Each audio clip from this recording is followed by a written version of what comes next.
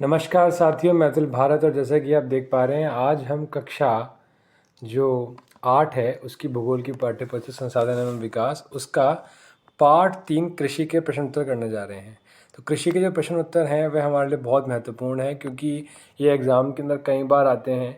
तो हम समय ज़्यादा व्यर्थ नहीं करेंगे और शुरू करते हैं। लिखित रूप में है, वीडियो को आप एंड तक ज़रूर देखिएगा, तभी आपको बहुत सारी जो इम्पोर्टेंट जो चीज़ें हैं वह इसमें देखने को मिलेगी और काफ़ी सारी चीज़ें आप इसमें सीख पाएंगे।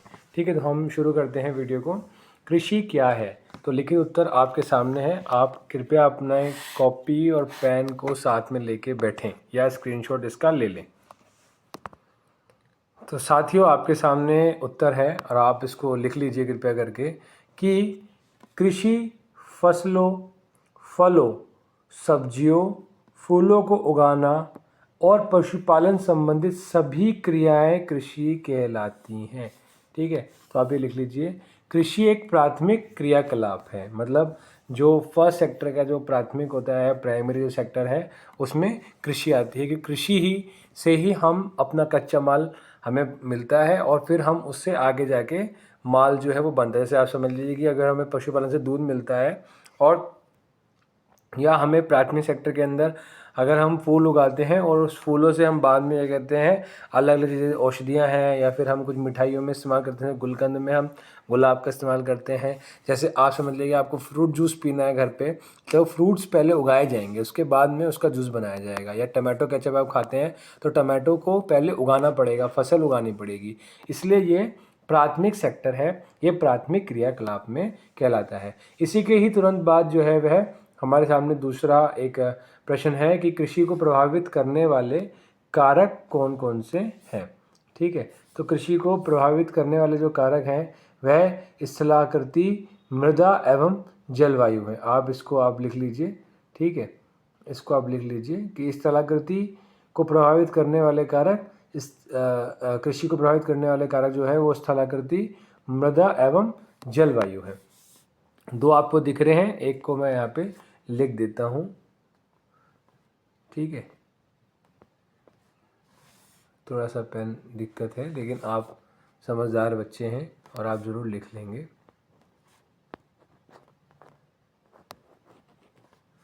ठीक है, पहला स्थलाकृति, दूसरा मृदा और तीसरा जलवायु कृषि को प्रभावित करने वाले कारक हैं। ठीक है, इसके बाद हम क्या करते हैं, हम इसके बाद हम तीसरे प्रश्न पे आते हैं। मैं यहाँ पर आपको एक साथ ही तीनों प्रश्नों के प्रश्न पढ़ देता हूँ ताकि उत्तर हम एक ही बार में कर सकें। तो पहले प्रश्न जो है, निम्नलिखित प्रश्नों के उत्तर दीजिए में, जो हमने कृषि क्या है और उनके दूसरा उनके कारकों का नाम बताइए जो कृषि को प्रभावित करते हैं, ये कर दिया है। लेकिन जो तीसरा है वह स्थानांतरित कृषि क्या है, इस कृषि की क्या हानियाँ हैं। हमें स्थानांतरित कृषि के बारे में बताना है और इसकी हानि क्या है ये बतानी है। उसके बाद चौथा प्रश्न है रोपण कृषि क्या है, और पांचवा है सरकार किसानों को कृषि के विकास में किस प्रकार मदद करती है। तो इन तीनों का उत्तर आपको लिखित रूप में आपके सामने, कृपया करके कॉपी पेन को आप रख लीजिए, वीडियो को पॉज करके देख लीजिएगा या फिर आप स्क्रीनशॉट ले लीजिएगा। तो आपके सामने है कि स्थानांतरित कृषि क्या है।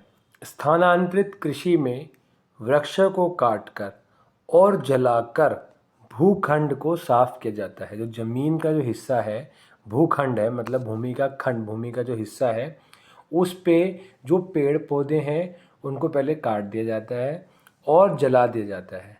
तब राख को, जो जो पेड़ पौधे जलते हैं उसमें जो राख होती है उसको मिट्टी में मिलाया जाता है। मृदा मतलब मिट्टी में मिलाया जाता है और फसलों को उस पर उगाया जाता है। उस समय क्या होता है कि उस समय जब आपने देखा होगा कि राख जो होती है, राख जब मिट्टी में मिल जाती है तो उसकी थोड़ी उपजाऊ शक्ति उस समय बढ़ जाती है। भूमि की उर्वरता की समाप्ति के बाद यह भूमि छोड़ दी जाती है। तो जब एक बार ही हमने पेड़ जलाए थे और उसमें क्या कहते हैं राख बन के मिट्टी मिलाई गई थी, तब तक तो वह करते हैं जब तक उसके अंदर उपजाऊ शक्ति बनी रहती है, भूमि के अंदर उर्वरता, उपजाऊ जो शक्ति है वह बनी रहती है, तब तक तो वह लोग उस भूमि पर कृषि करते हैं। उसके पश्चात वह उस भूमि को छोड़ देते हैं और कृषक मतलब जो खेती करने वाले लोग हैं वे नए भूखंड पर चला जाता है। इसे कर्तन एवं दहन कृषि भी कहते हैं। मतलब कर्तन कृषि या दहन कृषि या फिर झूम खेती भी इसी का नाम है। ठीक है, आप लिख सकते हैं, अगर आप तो टीचर बड़ा प्रभावित होएगा। झूम, ठीक है, झूम मतलब घूम घूम के खेती करने वाले, एक जगह से दूसरी जगह। ऐसे ही जंगलों को उनकी कोई ज़मीन नहीं होती है, वह पहले आग लगा देते हैं और जला देते हैं, वहाँ पे पेड़ों को काट देते हैं, फिर उसके बाद में क्या करते हैं, वहाँ पे कुछ दिन खेती करते हैं, फिर वह खेती करके चले जाते हैं। अब स्थानांतरित कृषि की हानियाँ क्या हैं? तो स्थानांतरित कृषि की हानि आपके सामने है कि मृदा अपरदन होता है, वनों का ह्रास होता है, पर्यावरण प्रभावित होता है। ठीक है, तो आपने चीज़ देखी कि 3 जो है, ये तो आप 2 तो आप देख पा रहे होंगे। ठीक है, कि मृदा अपरदन होता है, वनों का ह्रास होता है। ह्रास मतलब वनों का नुकसान होता है। मृदा अपरदन तो आपको पता है, मिट्टी का कटाव होता है, अपरदित होती है इधर से उधर मिट्टी, जो है वह क्षीण होती है, और पर्यावरण प्रभावित होता है। ठीक है, तो आपको इसका ध्यान रखना है। पर्यावरण क्या होता है? प्रभावित होता है। ठीक है, मृदा अपरदन हो गया, वनों का क्या हो गया? ह्रास हो गया, वनों का ह्रास हो गया, और उसके बाद में क्या हो गया? पर्यावरण प्रभावित हो गया। ठीक है, पर्यावरण प्रभावित हो गया, वनों का ह्रास हो गया। आप इसको स्क्रीनशॉट आराम से ले लीजिएगा। ठीक है, मैं आपको दोबारा दिखा देता हूँ हानियों में, ताकि कोई प्रॉब्लम ना हो। देखिए, आपके सामने में ऊपर आप देख पा रहे होंगे कि वनों का ह्रास होता है और पर्यावरण प्रभावित होता है। पहला मृदा अपरदन होता है, स्थानांतरित कृषि की ये हानियां हैं। उसके बाद में है रोपण कृषि। रोपण कृषि क्या है? रोपण कृषि वाणिज्यिक कृषि का एक प्रकार है। वाणिज्यिक कृषि क्या होता है भाई? जिसको हम बड़े पैमाने पे करते हैं, जिससे हम व्यापार करने के लिए मुख्यतः व्यापारिक फसलें उगाते हैं, उसको क्या कहते हैं? उसको हम कहते हैं रोपण कृषि।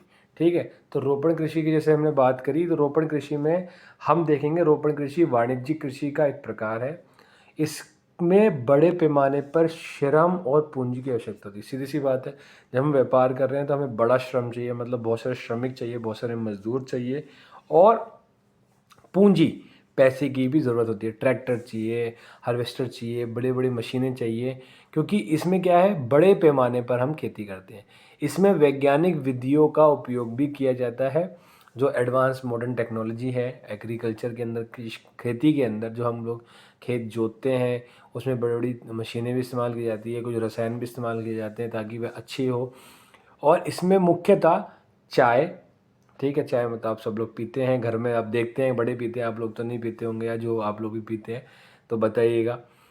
कहवा मतलब कॉफ़ी, काजू, आप लोग काजू खाते हैं, रबड़, केला आदि की एकल फसल उगाई जाती है। मतलब सिर्फ एक ही फसल उगाई जाती है, ये नहीं कि आप उसी खेत के अंदर कोई और भी उगा रहे हैं, कुछ दिन आपने कुछ और उगाया और कुछ दिन आपने कुछ और उगाया, नहीं, एक ही फसल उगाई जाती है।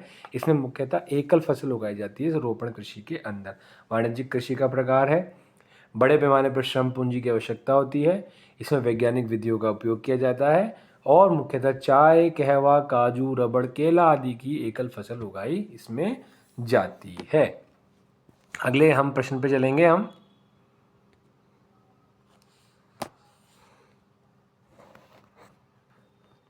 प्रश्न था कि सरकार द्वारा किसानों को कृषि विकास में क्या मदद मिलती है।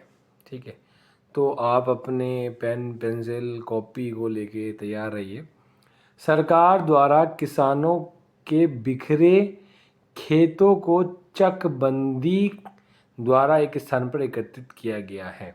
अर्थात चकबंदी करके जो अलग अलग जगह पे जो उनके खेत थे उनको एक जगह पे कर दिया गया, चकबंदी करके। ठीक है भाई, किसी का समझ लीजिए, किसी का खेत क्या कहते हैं, समझ लीजिए ये एक गांव है बहुत बड़ा। ठीक है, एक का खेत यहाँ है, एक का खेत यहाँ है, एक का खेत यहाँ है, तो चकबंदी करके सरकार ने सारा लेके इन तीनों को इतना बड़ा एरिया दे दिया, सबको एक एक किसान को एक जगह दे दी। फिर एक किसान का जहाँ वो था उसको एक जगह दे दी।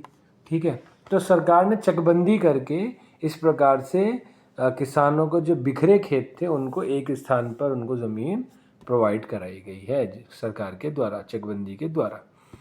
सरकार किसानों को उर्वरक कृषि उपकरण तथा कीटनाशकों के लिए आर्थिक सहायता भी प्रदान करती है। जैसे लोन कह सकते हैं आप, ठीक है, या सब्सिडी कह सकते हैं। सब्सिडी में मतलब क्या होता है कि भैया अगर 10,000 रुपये की कोई चीज़ है तो सरकार बोलेगी भैया 2,000 रुपये हम दे देंगे, 8,000 रुपये आपको अपनी जेब से देने हैं, जाओ आप ये मशीन खरीद लो, ठीक है, कोई उपकरण खरीद लो।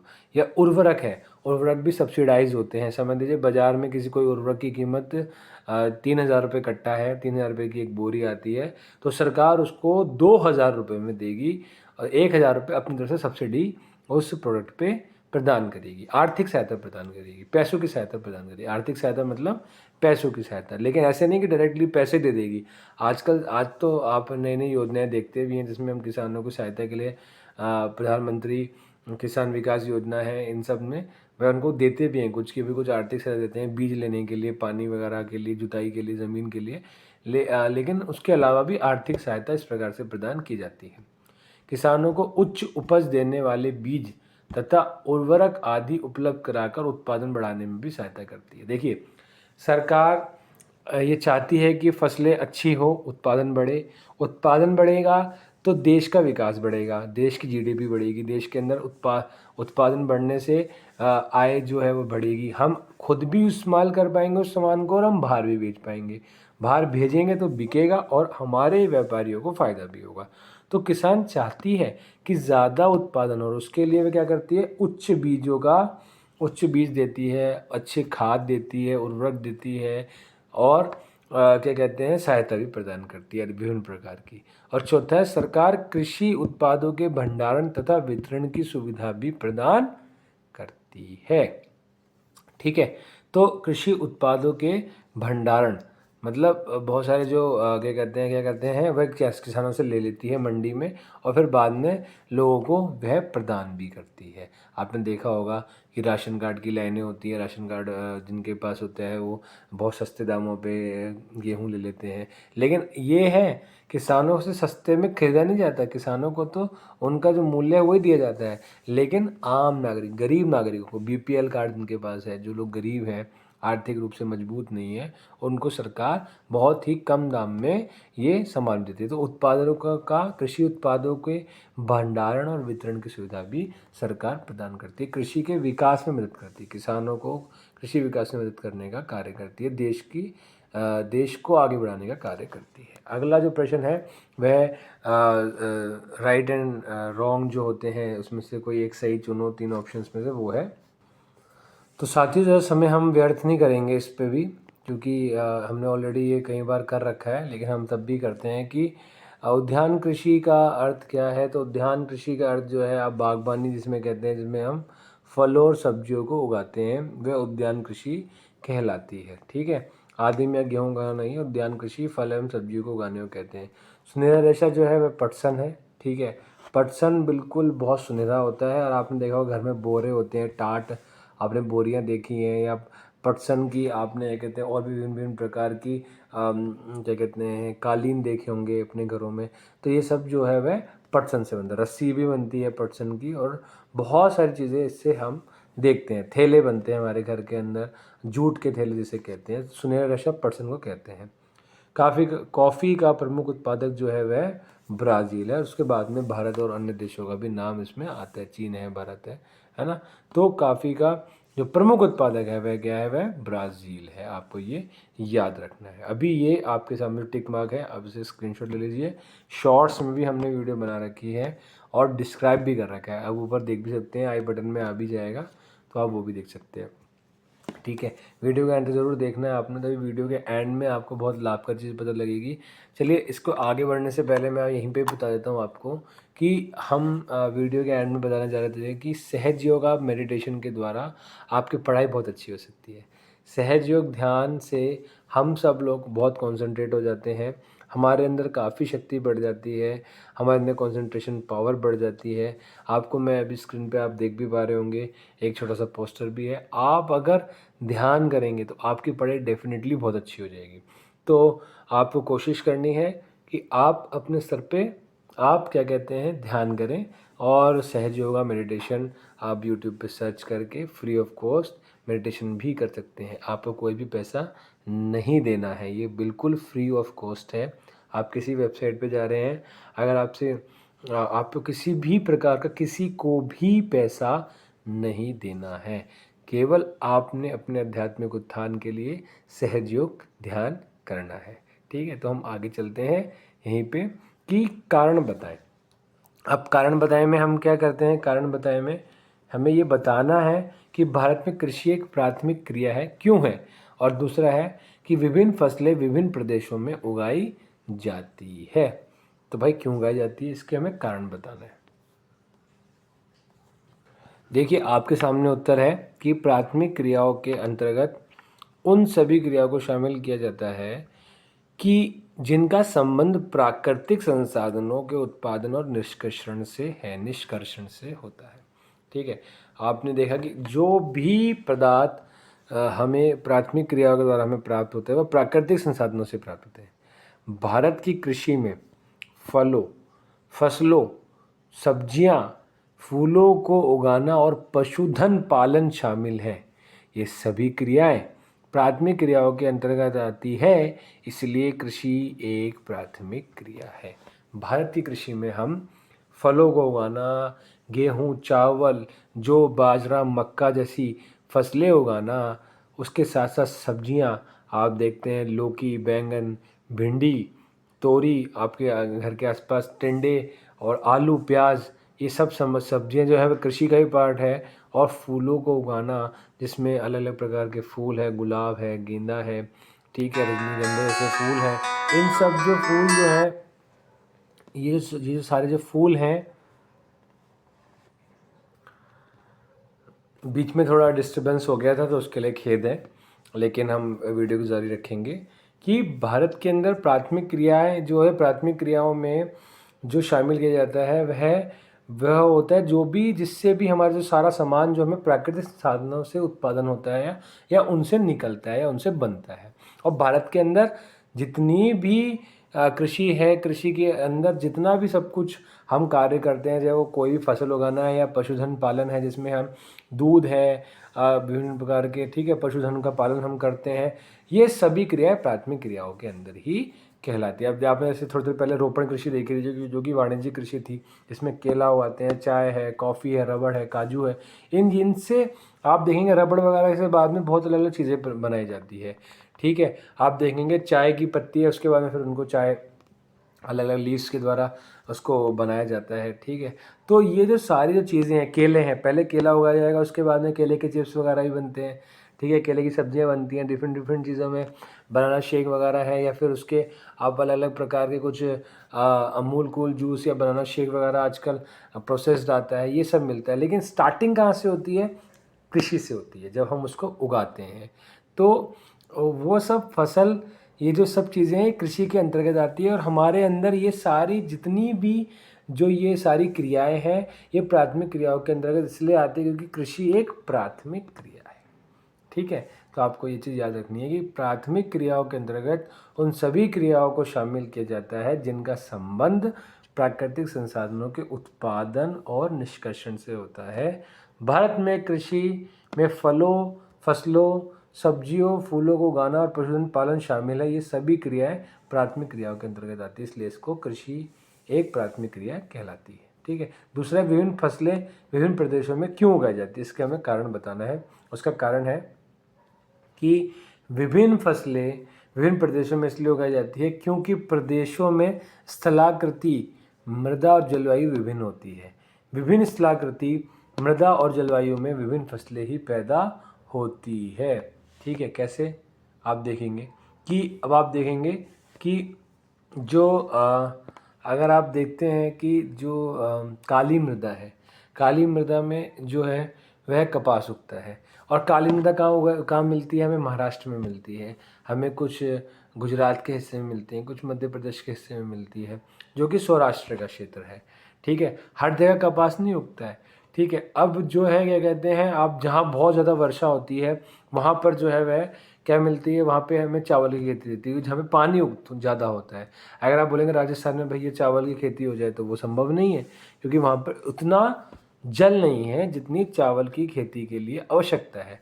इसलिए विभिन्न प्रदेशों में स्थलाकृति मृदा और जलवायु विभिन्न होती है, जिससे कि हमें विभिन्न फसलें अलग अलग स्थानों पर हम पैदा करते हैं। आपने देखा भी था कि कृषि को प्रभावित करने वाले कारकों में यही 3 कारक थे, स्थलाकृति मृदा और जलवायु।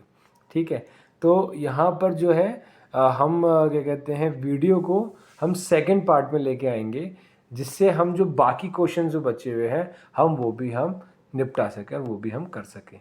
तो अगर ये वीडियो अच्छी लगी हो तो चैनल को सब्सक्राइब जरूर कर दीजिएगा। और जैसे मैंने आपको बीच में बताया था कि सहयोग मेडिटेशन से आपकी पढ़ाई बहुत अच्छी हो सकती है, तो आप सहयोग ध्यान ज़रूर कीजिएगा। और अगर आपको बहुत अच्छा लगे तो इस वीडियो को भी अपने दोस्तों तक ज़रूर पहुंचा दीजिएगा और लाइक कीजिएगा, सब्सक्राइब कीजिएगा। कोशिश कीजिएगा कि अगर हम ऐसी ही वीडियो अच्छी अच्छी आपके लिए बनाते रहें जो कि आपके लिए यूज़फुल है, तो आप थोड़ा सपोर्ट ज़रूर कीजिए चैनल को और अपने मित्रों तक इस वीडियो को ज़रूर पहुंचाएं। लाइक करें, सब्सक्राइब कर दें अगर नए हैं, और कमेंट करके बताएं कि आपको वीडियो कैसी लगी। नई वीडियो में मिलेंगे, तब तक के लिए आपको पढ़ते रहना है, मस्त रहना है। और हमारे फेसबुक चैनल लक्ष्य विद भारत पे भी जाके, फेसबुक में आप जाएंगे लक्ष्य विद भारत, अतुल भारत, आपको पता ही है, आप जाएं वहाँ पे भी लाइक कीजिए, वहाँ पे फॉलो कीजिए। व्हाट्सएप पे चैनल है लक्ष्य विद भारत, आप उस पर भी चैनल पे जाके सब्सक्राइब कीजिए। टेलीग्राम पे भी आपको मिल जाएंगे, तो बहुत सारी इन्फॉर्मेशन वहाँ पे आपको मिलती रहेगी। जय हिंद, जय भारत।